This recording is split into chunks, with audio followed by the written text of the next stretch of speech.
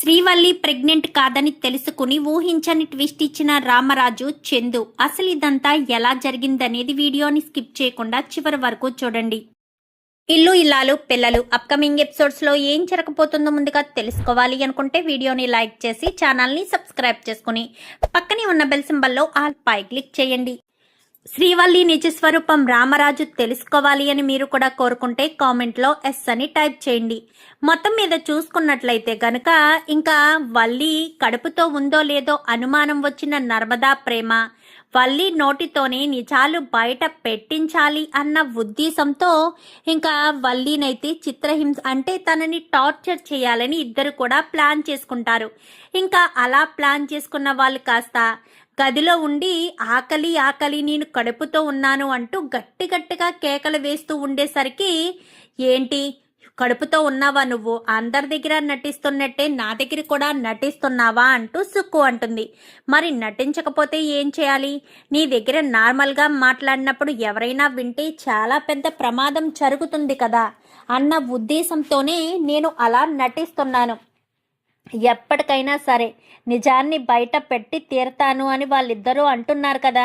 వాళ్ళిద్దరూ నిజాన్ని బయట పెట్టేలోపే ఏదో విధంగా నువ్వు కడుపుతో ఉంటే బాగుంటుందని నేను తాపత్రయపడుతుంటే నువ్వేమో ఆకలి ఆకలి అంటూ ఓ గొడవ చేస్తున్నావు అనగానే కడుపుతో ఉండాలి అంటే నేనొక్కదాన్ని ఉంటే కాదు కదా, మా ఆయన కూడా నాతో ఉండాలి కదా అని చెప్పి ఇంకా మాట్లాడేసరికి మీ ఆయన నీతో ఉండడమా, ఎప్పుడు ఉంటాడు, మీ ఆయన అసలు నీ దగ్గరికి వస్తున్నాడు, నీతో మాట్లాడుతున్నాడు, వెళ్ళిపోతున్నాడు అంతే కదా, అంతకు మించి నీతో ప్రేమగా ఉండడం లేదు కదా.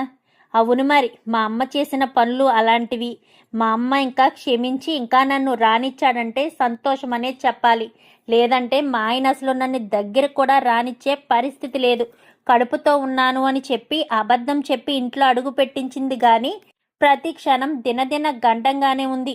ఎప్పుడెప్పుడు నా కడుపు విషయం బయట పడిపోతుందా, అలా బయట పడిపోతే నా పరిస్థితి ఏంటా అని ఇంకా ఎంతో భయపడుతున్నాను. అయినా సరే ఓపిక తెచ్చుకుని ఓపికతోనే ఉంటున్నాను అని చెప్పి ఇంకా వల్లి కాస్త అంటుంది. అనేసరికి ఇంకా అలా అన్న వల్లిని సర్లే ఏదో ఒకటి చేయాలి, మీ ఆయన మనసులో కొంచెం నువ్వు స్థానం సంపాదించు, మీ ఆయనకి దగ్గరగా ఉండడానికి ప్రయత్నించు, అప్పుడే కదా మీ ఆయన నిన్ను క్షమించి మళ్ళీ నీ దగ్గరికి తీసుకుంటాడు నిన్ను అని చెప్పి మాట్లాడడంతో ఏమో అదంతా జరిగేటట్టు కనిపించట్లేదు. ఈలోపు నర్మదా ప్రేమ నా మీద అనుమానంతో నేను కడుపుతో లేను అన్న విషయాన్ని బయట పెట్టేస్తారు అన్న భయం నాకు ఉంది అని సుక్కుతో మాట్లాడుతూ ఉంటుంది. సరే ముందు ఈ ఉప్మా తిను అని ఉప్మా చేతిలో ఇచ్చేసరికి ఉప్మా నిండా కరివేపాకులే ఉంటాయి. ఏంటిది ఉప్మా నిండా కరివేపాకేసావా, కరివేపాకులో ఉప్మా ఉందా, ఏమీ అర్థం కావట్లేదు అని చెప్పి మాట్లాడుతుండగానే అయినా ఇలాంటివన్నీ నేను తినాలా, నాకొద్దు, ఏదో ఒకటి తీసుకురా అని చెప్పి చెప్తుంది. చెప్పేసరికి ఇంకా ఏం తీసుకురావాలి, ఉప్మా తప్ప ఏమీ లేదు, నేనే ట్రై చేశా ఈ రెసిపీని, ఏదో రకంగా తినేసే, మళ్ళీ వాళ్ళకి చెప్పాననుకో ఇది తినకూడదు అది తినకూడదు అంటూ నిన్ను టార్చర్ చేస్తారు. తర్వాత నీ ఇష్టం, తర్వాత నీకు నచ్చినట్టు తెచ్చుకుని నచ్చింది తిను, వాళ్ళు ఏమిస్తే అది అనగానే అయినా నాకు ఇప్పుడు ఇవ్వద్దు ప్లీజ్, వెళ్ళి ఏదో ఒకటి తీసుకురా, అసలు కడుపు నిండా తిండి కూడా తిననివ్వడం లేదు, అది తిందామంటే అది తినకూడదు, ఇది తిందామంటే ఇది తినకూడదని ఏదో ఒకటి చెప్తూ ఉన్నారు అని చెప్పి మాట్లాడుతుండగానే ఈ లోపు నర్మద కాస్త వస్తుంది. వచ్చేసరికి ఏంటి మా అక్కకు అడ్డమైన గడ్డి పెట్టి అడ్డమైన చెత్త పెడతారా, తను కడుపుతో ఉంది, ఏంటిది ఉప్మానా, అయినా మా అక్కకు ఉప్మా ఏంటి, మంచి మంచి టిఫిన్ పెట్టాలి, ఏ అక్క నువ్వు కడుపుతో ఉన్నావు, నీ నాలుగుకి రుచి అయిన టిఫిన్ పెట్టాలి కదా, పెడితేనే కదా నువ్వు సంతోషంగా డెలివరీ అవుతుంది నీకు, అదే చెల్లి నేను చెప్తున్నాను, ఈ సుక్కు నాకు అసలు ఏమీ పెట్టడం లేదు, రాక నీకు నోటికి రుచికరమైనవి టిఫిన్ పెడతాను, నేను నీ ఆరోగ్యం పాడవకుండా ఉండి టిఫిన్ పెడతాను అని చెప్పనేసరికి ఆరోగ్యం పాడవకుండా ఉండేదా, ఏంటది, రాక నేను పెడతాను కదా, నువ్వు హ్యాపీగా మనస్ఫూర్తిగా కడుపు నిండా తినొచ్చు, ఆరోగ్యానికి ఆరోగ్యం, కడుపు నిండుగా కడుపు నిండు అన్నీ తినాలక్క, కడుపుతో ఉన్నదానివి కదా, ఇది అది అని రూల్స్ రెగ్యులేషన్స్ పెట్టిన వాళ్ళని నువ్వు అస్సలు కాదర్ చేయకు, నీకు ఏది నచ్చితే ఎంత నచ్చితే అంత తినేసేయ్. 4 రకాల ఐటమ్స్ చేయించాను నీ కోసం. ఈ 4 రకాల ఐటమ్స్ తినేశాక అని చెప్పనేసరికి సరే ఆరగించేస్తాను అని ఎంతో సంతోషంగా వస్తుంది వల్లి. వచ్చేసరికి ఏది నర్మదా, టిఫిన్ ఏది? వస్తుందక్క. ఎవరక్కడ అంటూ ఇంకా మహారాణి పిలుస్తారు కదా, అలా పిలిచేసరికి చిత్తం మహాప్రభు ఇక్కడే ఉన్నాను అంటూ ప్రేమ కాస్త ఒక పళ్ళెంలో మూత వేసుకుని వస్తుంది. వల్లి, ఇదంతా చూస్తుంటే నాకేదో తేడాగా ఉందే. నిన్ను అడ్డంగా బుక్ చేయడానికి వీళ్ళు ఏదో ప్లాన్ చేశారు. నువ్వు వీళ్ళ ప్లాన్లో ఇరుక్కోవద్దే. లేదు లేదు, ప్రేమ నర్మద మంచి వాళ్ళు, నాకు ఎప్పుడూ మంచి చెయ్యాలని చూస్తారు. నేనే వాళ్ళ విషయంలో మా అమ్మ చెప్పిందని తప్పుగా ఆలోచించి తప్పుగా ప్రవర్తించాను. కానీ వాళ్ళు మాత్రం ఎప్పటికీ కూడా నా మంచి గురించి ఆలోచించే వాళ్ళు అని చెప్పి మాట్లాడుతుండేసరికి నాకు ఇదంతా చూస్తుంటే ఏదో తేడాగా ఉంది. నువ్వు అడ్డంగా బుక్ అవుతావని అనిపిస్తుంది. నువ్వేమో వాళ్ళ మాటలు గుడ్డిగా నమ్ముతున్నావు, వాళ్ళు చెప్పినట్టు చేస్తున్నావు. ఏదైనా తేడా వస్తే నాకేం సంబంధం లేదు బాబోయ్. నువ్వు చెప్పిందే నేను చేసుకుంటూ పోయాను అని చెప్పి మొత్తం నీ మీదకి గెంటేస్తాను, తర్వాత నీ ఇష్టం అని ఇంకా సుక్కు కాస్త అంటుంది. అనేసరికి వీళ్ళు నన్ను ఏం చేస్తారు? ఏమీ చేయరు. వాళ్ళు చెప్పినట్టు నేను చేస్తాను అని డైనింగ్ టేబుల్ మీద కూర్చునేసరికి ఏది భోజనం అనగానే తీసుకొచ్చి ఇలా దగ్గర పెట్టేసరికి ఆ కాతి తీయాలని చెప్పాలా ఏంటి? సారీ మేడం, తీస్తాను అని ఇలా తీసేసరికి 10 రకాల పచ్చి కూరగాయలు ముక్క కట్ చేసి ఉంటాయి. పళ్ళెం నిండా రంగులుగా ఉన్నట్టు పళ్ళెం నిండా పెట్టేసరికి ఏంటిది అని చెప్పి వల్లి కాస్త నర్మద వంక చూసి అడిగేసరికి, నువ్వు కడుపుతో ఉన్నావు కదక్క, ఇవే తినాలి. నీ ఆరోగ్యానికి ఇవే మంచివి. ఇవి తింటేనే నీ ఆరోగ్యం బాగుంటుంది. కడుపులో ఉన్న బిడ్డకు అన్ని ఐరన్, కాల్షియం అన్నీ కూడా అందుతాయి. ఈ ఉప్మాలు అవి ఇవి అంటూ ఏమీ తినకూడదక్క. ఇవన్నీ తిన్నామంటే నీ ఆరోగ్యం చెడిపోతుంది. అప్పుడు కడుపులో ఉన్న బిడ్డ కూడా సరిగ్గా పుట్టదు. నీలా బొద్దుగా ఉండాలి అంటే ఇవన్నీ తినాల్సిందే అనేసరికి, ఇవన్నీ తినడం నా వల్ల కాదు, నేను ఇవన్నీ తినలేను, పచ్చి కూరగాయలు ఎలా తింటాను, అయినా నేను తినను అంటూ పైకి లేవబోయేసరికి అత్తయ్య గారు అని చెప్పి పిలుస్తుంది. ఏంటి నర్మదా అనగానే, వల్లి అక్క మేము చెప్పినట్టు వినడం లేదు అత్తయ్య గారండి. ఆ సుక్కు చెప్పినట్టే వింటుంది, మేము చెప్పినట్టు వినడం లేదు తను అని చెప్పాను. కానీ ఏంటి వల్లి ఏంటి అంటూ బయటకు వచ్చేసరికి, చూడండి అత్తయ్య, పచ్చి కూరగాయలన్నీ తీసుకొచ్చి పెడుతున్నారు. పచ్చి కూరగాయలు తింటేనే కడుపులో ఉన్న బిడ్డకు పోషకాలు అందుతాయి. నేను అప్పట్లో అవే తినేదాన్ని అని చెప్పి మాట్లాడేసరికి, అత్తయ్య నాకు వద్దత్తయ్య, నేను తినలేను అత్తయ్య, తినాలి. కాకరకాయ రసం రెడీ అయిందా ప్రేమ? తెస్తున్నానక్క. కాకరకాయ రసం కూడా రెడీ అయిపోతుంది. ఇంకా కాకరకాయ రసం కూడా తీసుకొచ్చేస్తే బ్రేక్ఫాస్ట్ అయిపోయినట్టే. ఇంకా మధ్యాహ్నానికి లంచ్ సమయానికి చూడాలి అని చెప్పి మాట్లాడుకునేసరికి, అయ్య బాబోయ్, వీళ్ళు నాకు ఈ ఫుడ్ పెట్టి నన్ను ఇలానే చంపేసేటట్టున్నారు. నేను ఎన్ని రోజులు ఇలా భరించాలి అనుకుంటూ ఫుడ్ తింటుంది. ఇంకా మొదటి రోజు తింటుంది, మరుసటి రోజు మళ్ళీ వేరే తిందామనుకుని సుక్కుతో తెప్పించుకుంటుంది. ఎవరికి కనిపించకుండాను బయట నుంచి తెప్పించుకుని ఇలా నోటి దాకా పెట్టుకునేసరికి ఎక్కడి నుంచి చూస్తారో ఎలా చూస్తారో ఇద్దరు కూడా అబ్జర్వ్ చేసి, వలియక ఏంటిదంతా, ఇలాంటి ఫుడ్ తినకూడదని చెప్పాం కదా, పదే నువ్వు ఇలాంటి ఫుడ్ తింటే నీ ఆరోగ్యం చెడిపోతుందక్క. నీకు ఎన్నిసార్లు చెప్పాలి నీ ఆరోగ్యం పట్ల శ్రద్ధ ఉండాలి అని. అత్తయ్య గారు అని మళ్ళీ పిలవడంతో మళ్ళీ వస్తుంది వేదవతి. ఏంటి అని చెప్పాను. కానీ చూడండి అత్తయ్య గారు, మేము ఏం పెట్టినా అక్క తినడం లేదు. పైగా బయట ఫుడ్లు, జంక్ ఫుడ్లు అన్నీ తింటుంది. చూడండి ఏం తెప్పించుకుందో అనగాని, ఏంటిది వల్లి, ఇలాంటివేమీ తినకూడదని చెప్పానా? బయట ఫుడ్స్ ఏమీ నువ్వు తినకూడదు. నీకు ఒకసారి చెప్తే అర్థం కాదా? ఏ సుక్కు, ఇంట్లో ఉండదలుచుకోలేదా? ఇంట్లోంచి వెళ్ళిపోతావా ఏంటి అనగానే, లేదు పెద్దమ్మ గారు అనేసరికి, మరి ఎందుకు తనకి ఎలాంటి ఫుడ్ తీసుకొస్తున్నావు? ఇంట్లో ఉండాలి అనుకుంటే మేము చెప్పినట్టు విను, లేదంటే మాత్రం ఇంట్లోంచి వెళ్ళిపో. నా కోడళ్ళు నా పెద్ద కోడల్ని జాగ్రత్తగా చూసుకుంటుంటే నీకేంటి అంత బాధ? నువ్వు తిన్నది తిని ఉన్న చోట ఉండు. ఆ రీల్స్ ఏయో చేసుకుంటావు కదా, అవి చేసుకుంటూ ఉండు. అంతే తప్ప నా కోడల విషయంలో మాత్రం నువ్వు కలగ చేసుకోవద్దు. తన జీవితం జోలికి రావద్దు. తన కడుపులో ఉన్న బిడ్డ మా బాధ్యత. మేం బాధ్యతగా చూసుకుంటాం కదా అత్తయ్య గారు. చూడండి వల్లి అక్క ఆ సుక్కుని నమ్ముతుంది తప్ప మమ్మల్ని నమ్మడం లేదు. ఆ సుక్కు మీద మాత్రమే ఆధారపడుతుంది అని చెప్పి మాట్లాడేసరికి, అది కాదు వల్లి, నేను చెప్పేది విను. వాళ్ళు ఎందుకు చెప్తున్నారో ఏంటో అర్థం చేసుకోవాలమ్మా. ఎందుకైనా నీ గురించే కదా చెప్తారు. వాళ్ళు నీ మంచి కోసమే చెప్పేవాళ్ళు, నీ చెడు చెప్పేవాళ్ళు కాదు కదా అని చెప్పనేసరికి, సరే అత్తయ్య మీరు చెప్పినట్టే చేస్తాను. చెయ్యక చస్తానా? అయ్యో కడుపుతున్న వాళ్ళు అలా అనకూడదక్క. చస్తానా చేస్తానా అని అనకూడదు. మనకు అన్నీ ఇష్టమని అనుకుని తినేయాలంతే. తినేస్తేనే అంతా మంచి జరుగుతుంది. లేదంటే మన కడుపులో ఉన్న బిడ్డకు అని చెప్పాను కానీ మన కడుప అదే అక్క, నీ కడుపులో ఉన్న బిడ్డకు మంచి జరగాలి, పూర్తి ఆరోగ్యంగా దొండ పండులా పుట్టాలి అంటే ఖచ్చితంగా ఇలానే ఉండాలక్క. నీకేం తెలీదు, నీకు చెప్తే అర్థం కావట్లేదు. మేము చెప్తున్నాం కదక్క ఇలానే ఉంటేనే బాగుంటుంది అని. అది మీకు అర్థం కావట్లేదక్క అని చెప్పి మాట్లాడుతూ ఉండేసరికి, సరే మీకు నచ్చినట్టు చేసి నన్ను ఏదో రకంగా సావగొట్టండి అని ఇంకా చెప్పడంతో అలాగే వాళ్ళు పెట్టే టార్చర్ అంతా భరిస్తూ ఉంటుంది. ఒక వారం రోజులకి బాగా నీరసపడిపోతుంది. కడుపు నిండా తిండుండదు. ఏం తిందామనికైనా తిననివ్వరు. ఇంకా ఇలానే ఉండడంతో ఏం చేయాలో అర్థం కాక ఒకరోజు కాకరకాయ రసంతో ఇంకా అవి ఇవి అన్నీ చేసి ఆ రోజంతా కాకరకాయ పెట్టి నిజాన్ని బయటికి రప్పించాలి అన్న ఉద్దేశంతో కాకరకాయ ముక్కలు టిఫిన్గా పెడతారు. ఇంకా అవన్నీ తినక్క తిను అంటూ కుక్కేసరికి, నాకొద్దు బాబోయ్ నేను కడుపుతో లేను అంటూ గట్టిగా కేక వేస్తుంది.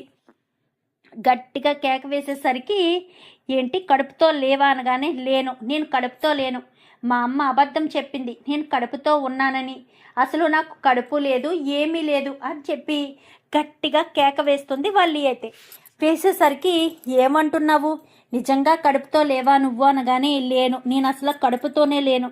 అబద్ధం చెప్పింది. ఆ విషయం నాకు తెలుసు. కానీ నిజం చెప్తే నన్ను ఎక్కడ ఇంట్లోంచి బయటకు గెంటేస్తారేమోనన్న భయంతోనే నిజాన్ని చెప్పకుండా దాచిపెట్టాను అని చెప్పి మాట్లాడేసరికి ఇంకా ఒక్కసారిగా షాక్ అయిపోతుంది ఇంకా వేదవతి అయితే. ఎందుకంటే అదే సమయానికి వెనకాల వేదవతి ఉంటుంది. రామరాజు చందు అప్పుడే ఇంటికి వస్తూ ఉంటారు. వస్తూ ఉండేసరికి వాళ్ళని, ఏంటి నువ్వు కడుపుతో లేవా అని చెప్పనేసరికి, కడుపుతో లేను అని చెప్పి మాట్లాడతారు. మాట్లాడడంతో, కడుపుతో లేకుండా కడుపుతో ఉన్నానని ఎన్ని రోజులు అబద్ధం చెప్పడం ఏంటి? అసలు అబద్ధం చెప్పాల్సిన అవసరం ఏముంది? అది మామయ్య గారు అంటూ మాట్లాడుతూ ఉండగానే, చెప్పు వల్లి, కడుపుతో లేకుండా కడుపుతో ఉన్నానని ఎందుకు అబద్ధం చెప్పావు? ఎందుకు మా కుటుంబాన్ని మోసం చేశావు? మా ఎమోషనల్తో ఎందుకు ఆడుకున్నావు? ఈ ఇంటికి 3వ తరం వారసుడు వస్తున్నాడని ఎంతో సంతోషపడుతున్న మా సంతోషాల మీద ఎందుకు నీళ్లు చల్లావు? చెప్పు వల్లి, అసలు ఏంటిదంతా? నువ్వెందుకు అబద్ధం చెప్పావు? అసలు అబద్ధం చెప్పవలసిన అవసరం ఏముంది అని చెప్పాను కానీ, దానికి సమాధానం నేను చెప్తాను నాన్న అని చెప్పి చందు అంటాడు. అదేంట్రా, వల్లి అబద్ధం చెప్పడానికి కారణం నువ్వేంటి అంటే, వల్లి అబద్ధం చెప్పిందని నీకు ముందే తెలుసా అని చెప్పాను కానీ, నాకప్పుడు తెలీదు నాన్న, ఇప్పుడు అంతా అర్థమవుతుంది వల్లి అసలు ఎందుకు అబద్ధం చెప్పిందో. అబద్ధం చెప్పింది ఎందుకంటే ఇంట్లో అడుగు పెట్టడం కోసం నాన్న అని చెప్పనేసరికి రామరాజు షాక్ అవుతాడు. ఏంటి అబద్ధం చెప్పి ఇంట్లో అడుగు పెట్టడం ఏంట్రా? తను ఇంట్లోనే కదా ఉండేది. లేదు నాన్న, వల్లిని నేనే పుట్టింట్లో దిగబెట్టేసి వచ్చేసాను. శ్రీరామనవమి రోజునే వాళ్ళ అమ్మ ఒంట్లో బాగోలేదని చెప్పి వల్లిని వాళ్ళ ఇంట్లో వదిలేసి వచ్చాను. ఎందుకంటే వల్లి తప్పు చేసింది అనేసరికి, తప్పు చేసిందా? ఏం తప్పు చేసింది? అసలు తప్పు చేస్తే మాతో ఒక్క మాట కూడా చెప్పకుండా కోడల్ని తీసుకెళ్లి పుట్టింట్లో వదిలిపెట్టడం ఏంట్రా? ఇప్పుడు మళ్ళీ అబద్ధాలు చెప్పి ఇంట్లో అడుగు పెట్టడం ఏంటి? అసలు నాకేమీ అర్థం కావట్లేదు. ఇంట్లో ఏం జరుగుతుంది పెద్దోడా? ఏ విషయం దాచిపెడుతున్నారు? ఏంటి బుజ్జమ్మ, ఏంటిదంతా? అంటే నాకే విషయం చెప్పే పని లేదా? మీ సొంతంగానే మీరు నిర్ణయాలు తీసేసుకుని మీకు నచ్చినట్టుగా మీరు ప్రవర్తిస్తున్నారా ఏంటి అని చెప్పనేసరికి, అది కాదండి అనగానే, అదంతా కాదు నాన్న, వల్లి తప్పు చేసింది. అందుకే నేను వల్లిని తీసుకెళ్ళి శ్రీరామనవమి రోజున వాళ్ళ ఇంటి దగ్గర దిగబెట్టేశాను. తను మళ్ళీ ఆ ఇంటి నుంచి ఇంట్లో అడుగు పెట్టడం కోసం అబద్ధం చెప్పి మోసం చేసి ఇంట్లో అడుగు పెట్టింది నాన్న అని చెప్పి మాట్లాడేసరికి, ఎందుకు ఎందుకు అడుగు పెట్టింది? ఎందుకు వాళ్ళ ఇంట్లో వదిలేయాల్సిన అవసరం వచ్చింది? కోడలు అసలు ఎంత పెద్ద తప్పు చేసుంటే నువ్వు వదిలేసావు అంటే అసలు ఏం తప్పు చేసింది నాకు తెలియాలి. నాకు చెప్పే పని లేదా? నాకు చెప్పాల్సిన అవసరం కూడా లేదా అని చెప్పాను. కానీ అది కాదు నాన్న అని చెప్పి ఇంకా చందు అంటూ ఉంటాడు. చెప్పు చందు పెద్దోడా, ఏ విషయం దాచిపెట్టారు? అంటే నాకు తెలియకూడదనే కదా వల్లిని తీసుకెళ్ళి పుట్టింట్లో వదిలిపెట్టావు. అసలు వల్లి ఏం తప్పు చేసింది? తప్పు చేసిన దానికి వల్లికి శిక్షగా పుట్టింట్లో వదిలేస్తే వాళ్ళమ్మ తను కలిసి అబద్ధం చెప్పి ఇంట్లో అడుగు పెట్టారా? చెప్పు అని చెప్పి ఇంకా చందును కాస్త నిలదీస్తాడు రామరాజు. అది అది అనగానే, ఇంకెందుకన్నయ్య అబద్ధం చెప్పవలసిన అవసరం? నిజమే చెప్పేద్దాం. నాన్న ముందు మనం తప్పు చేసిన వాళ్ళ దోషుల్లా ఉండడం ఎందుకు? ఇన్ని రోజులు ఎవరైతే ఏ తప్పు చేశారో ఆ తప్పునే నాన్నకు తెలిసేటట్టు చేయాలి. ఇన్ని రోజులు ఎవరైతే మంచివాళ్ళు అంటూ నమ్ముతూ వచ్చారో వాళ్ళు ఎవరు మంచివాళ్ళో ఎవరు ముంచేవాళ్ళో నాన్నకు తెలియాలన్నయ్య అని చెప్పనేసరికి, ఏంటమ్మాయి ఏంటి నువ్వనేది? అవును నాన్న, ఇన్ని రోజులు విశ్వను నేను ప్రేమించాను అంటే నా వెనక ఎవరో ఉన్నారు, ఇదంతా ప్రేమ వదినే చేయించింది అని మీరంతా నమ్మరు కదా. నిజానికి విశ్వకు నాకు ప్రేమ రాయబారం నడిపింది ప్రేమ వదిన కాదు, వల్లి వదిన అనేసరికి ఒక్కసారిగా రామరాజు షాక్ అవుతాడు. ఏంటి చిన్నమ్మాయి, ఏమంటున్నావు? నీకు విశ్వకు ప్రేమ రాయబారం నడిపింది వల్లినా? వల్లికేం సంబంధం ఉంది అనగానే, అదంతా నాకు తెలియదు నాన్న. మొదట్లో వల్లి వదినే విశ్వ మీద లేనిపోని ఆలోచనలు నాకు వచ్చేటట్టు చేసి విశ్వను ప్రేమిస్తే 2 కుటుంబాలు ఒకటవుతాయని, 2 కుటుంబాల మధ్య గొడవలు పోతాయని, మీ అమ్మ సంతోషంగా పుట్టింటికి వెళ్ళొచ్చు, అలాగే మీ ప్రేమ వదిన కూడా సంతోషంగా పుట్టింటికి వెళ్ళొచ్చు అని చెప్పి నా మనసు మార్చింది.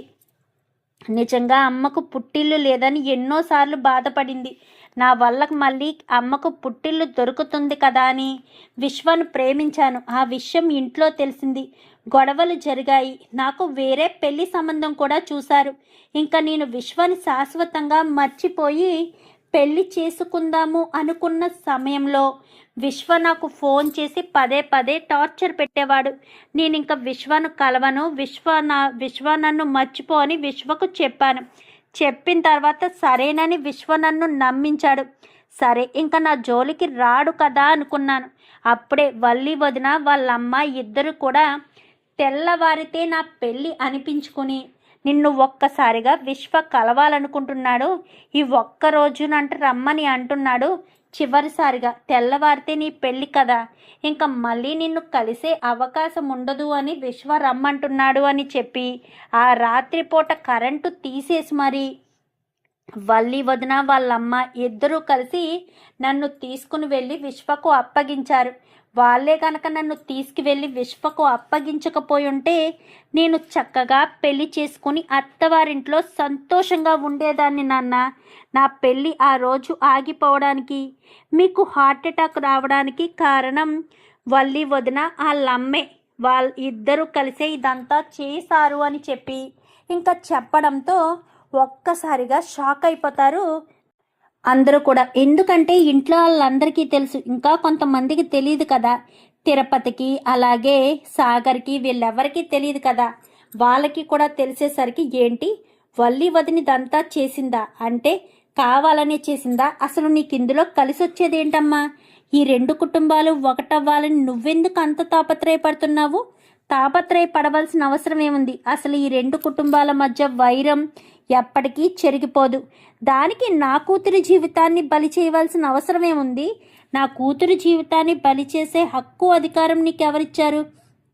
ఆ విశ్వ ఎలాంటి వాడో, ఆ కుటుంబం ఎలాంటిదో ఇంటికి వచ్చినప్పటి నుంచి చూస్తూనే ఉన్నావు. ప్రతి చీటికి మాటికి గొడవలు పడుతూనే ఉంటారు.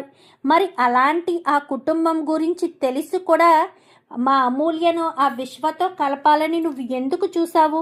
అందులో నీకు కలిసి వచ్చేదేంటో నాకు అర్థం కావట్లేదు అంటూ మాట్లాడేసరికి అది కాదు మామయ్య గారు, అది కాదు మామయ్య గారు అంటూ బ్రతిమాలుతూ ఉంటుంది. ఇవన్నీ మనం వినలేం నాన్న. ఒకటి కాదు, రెండు కాదు.